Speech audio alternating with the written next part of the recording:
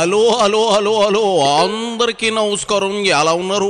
బ్రహ్మాండంగా ఉన్నారు. నాకు తెలుసు కదా. మరి ఈ రోజు రావు గారి రాచబండలోకి వచ్చిన సెలబ్రిటీ ఎవరో నేను చూసేస్తాను. మరి కోతంతా ఈ వీడియోకి ఒక లైక్ ఇచ్చేసి అలాగే మన కేకే న్యూస్ని సబ్స్క్రైబింగ్ చేసుకోకుండా చాలా మంది చూసేస్తున్నారట.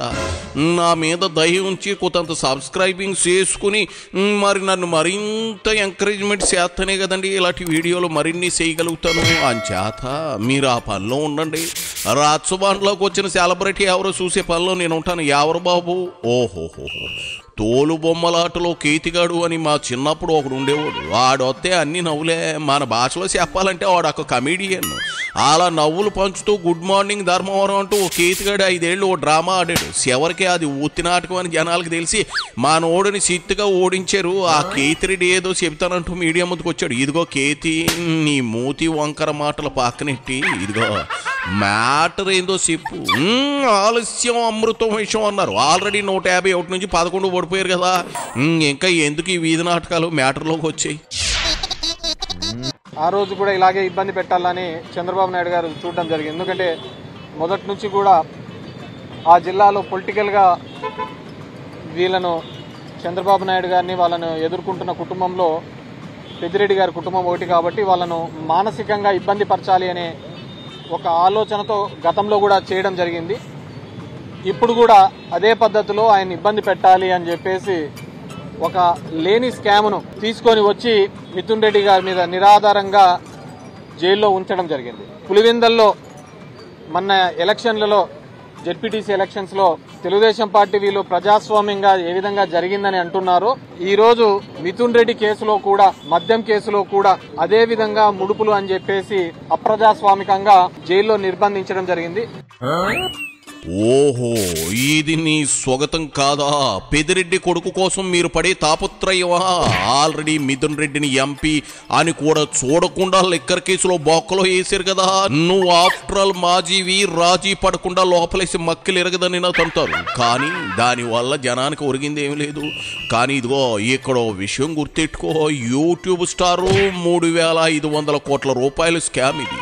మద్యం సంపూర్ణంగా నిషేధిస్తామన్నా మీ బాసు ఇప్పుడు అదే మద్యం అమ్మి నకిలీ బ్రాండ్లు తెచ్చి ఇట్టా బుక్ అవుతాడని ఎవరైనా అనుకున్నారా? అదే మరి అచ్చులు బొమ్మ అంటే దాన్నే కర్మ అంటారు. సూడికేతిరెడ్డి గత ఏడాదిగా అడుగుదాం అనుకుంటా ఉన్నా నీ యూట్యూబ్ లో షో అదే గుడ్ మార్నింగ్ ధర్మవరం ఏమైంది? ఇప్పుడు ఎందుకు రన్ అవ్వట్లేదు? ఓసారి బిగ్ బాస్ షో అని పేరు పెట్టి అందులో జగన్ రెడ్డిని కూడా కూర్చోబెట్టినట్టు అప్పుడైనా జనం 4 ఓట్లు వేస్తారేమో. అది సరే, మిథున్ రెడ్డి మళ్ళీ బయటకు వస్తాడంటావా? నీ ఎక్స్పెక్టేషన్ ఏంటి?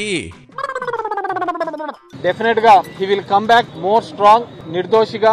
అదేవిధంగా తొందరలోనే ఇది వస్తాడని, మోర్ స్ట్రాంగ్ గా బయటకు వస్తాడని చెప్పేసి అనుకుంటున్నాం. Anything else? ఏందేంది మిథున్ రెడ్డి రెట్టించిన ఉత్సాహంతో డబుల్ స్ట్రాంగ్ గా బయటకు వస్తాడా?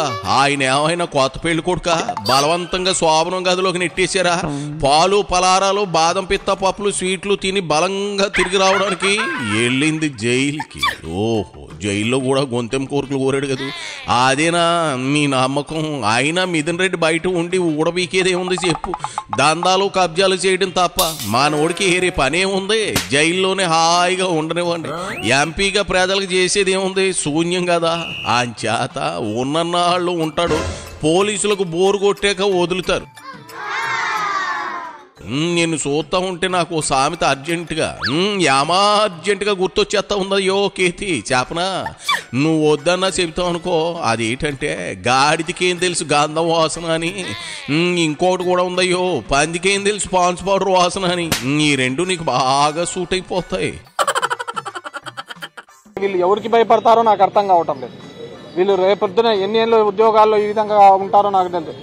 All young IPS officers.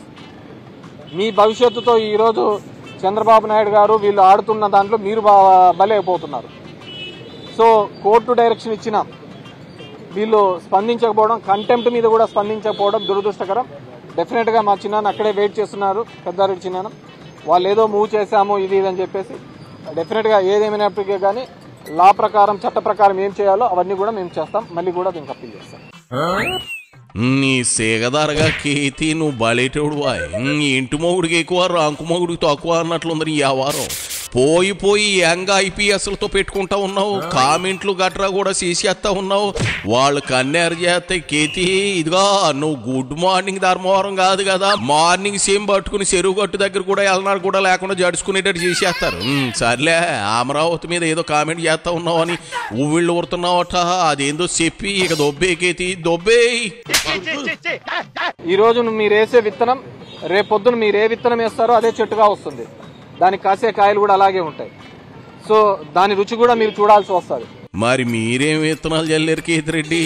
మీరు జల్లిన విత్తనాలేగా ఇప్పుడు ఓట వృక్షాలై దాని తాలూకా పండ్ల రుచి లాఠీల రూపంలో చూసేస్తా ఉన్నారు. నేను అడిగింది అమరావతి మీద నీ కామెంట్స్. ఈ చెట్లు విత్తనాలు ఎరువులు కాదు, సోదాపి మ్యాటర్ అయిందో చెప్పు. మీ గోదావరి నది ఏ విధంగా ఉందో అది పొంగి పొర్లుతోంది అక్కడ అమరావతిలో.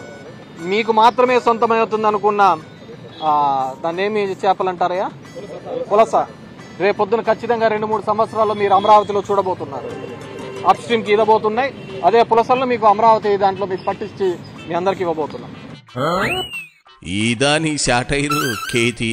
అందుకు కాదు నిన్ను తోలుబొమ్మలాట్లో కేతిగాడు అనేది. ఆయన పులస, ఇదిగో పులస అమరావతిలో కనిపించబోతుందా? మరి మీ 3 రాజధానుల డ్రామాలో పులస ఉన్నట్లా లేనట్లా? అక్కడ కనీసం ఒక్క పీత కూడా కనిపించలేదు కదా కేతి. జగన్ రెడ్డికి ఏమైంది? కనీసం జెండా ఎగరేయలేదు. ముందు రోజు తిన్న ఎగపఫలకు కానీ పైనుంచి ఈ రోజునాలు కింద నుంచి వాంతులు అయ్యాయి ఏటి? పాపం పార్టీ ఆఫీస్కి వచ్చి జెండా వందనం చేయలేదు.